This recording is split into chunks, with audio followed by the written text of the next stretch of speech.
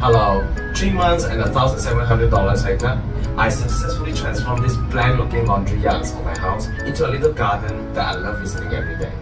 Welcome to the first nano episodes of Uncle KS Gardening Tales.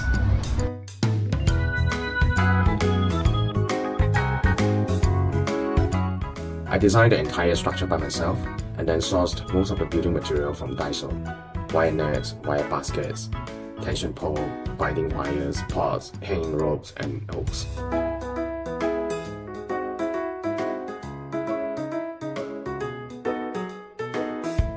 This is how the garden looks like at night when all the grow lights have been turned on by their timers.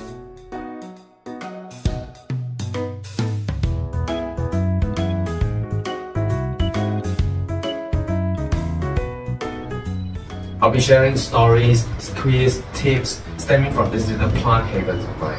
So stay tuned for more in future nano episodes.